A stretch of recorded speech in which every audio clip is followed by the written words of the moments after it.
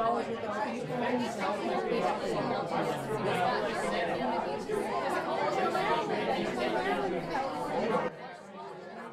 alaikum warahmatullah. Wa alaikum assalam. How's it going, man? Alhamdulillah. What you up to nowadays? Nothing much. Enjoying the weather. How about you? I was enjoying the weather until I got a question. People be messed up, dude. This lady emails me and says she's expecting, mashallah, and her husband tells her that we can't afford a baby, so you should abort. Oh my God. Like, how he could say that, I don't understand. Like, we don't have it as, this is not the time, and he's even dropping some religious justification in there. Subhanallah. And he says things like, oh, you know, in the first few months, the angel hasn't blown in the soul to the baby yet, so it's not really a human, so it's all good. Now, the thing of all of this is, I'm not in a position to give fatwas, right? And I'm never going to do that. But first of all, to cite that we cannot afford this child. And then, of course, all the other religious justifications are later. The real reason is the guy doesn't want to spend money, right? So for money, he's willing to take a human life.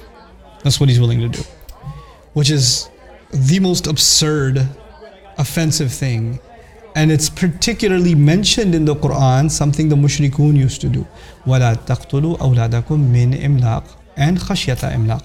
Don't kill your children because you're poor, because of bankruptcy, and don't kill your children because in the future you're afraid of becoming bankrupt. نَحْنُ نَرْزُقُكُمْ وَإِيَّاهُمْ. We're the ones, we provide you and we provide them. And he's missing that. Now the thing is, in that ayah, if you violate that ayah, then you violated the entire ayah. Yes? You know what that means? That Allah will stop providing you.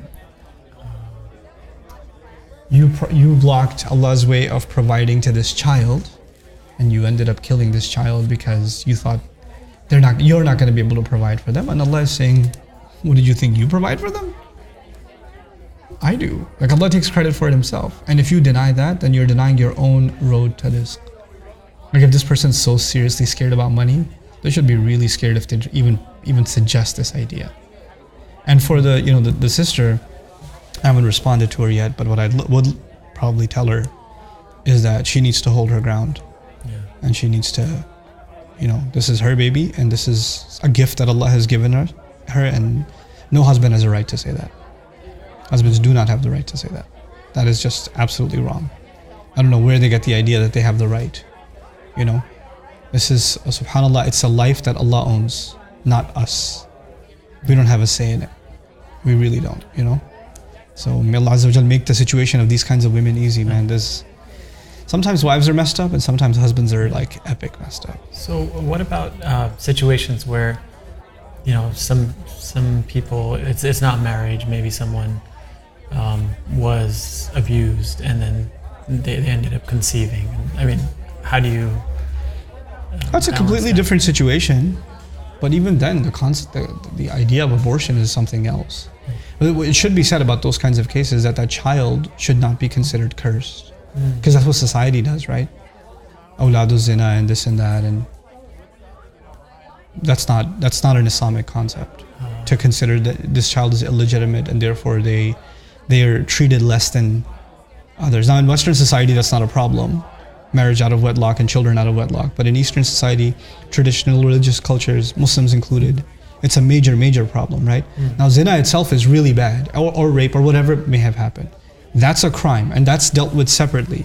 But this child is not supposed to pay the price of somebody else's crime. They're not supposed to do that. As traumatic as that may be for the mother.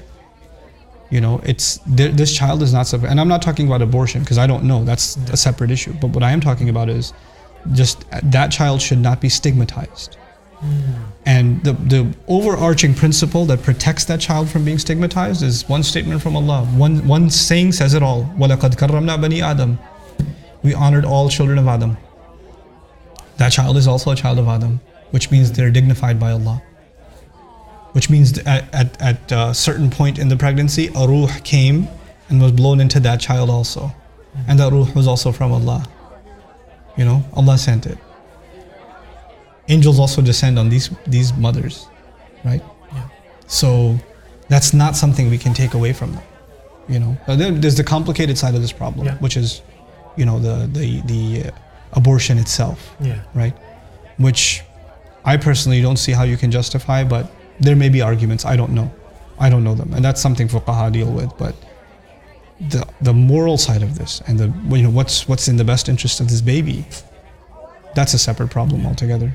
But ultimately, the husband doesn't have the right to tell the wife, and that's her body, and that's her choice.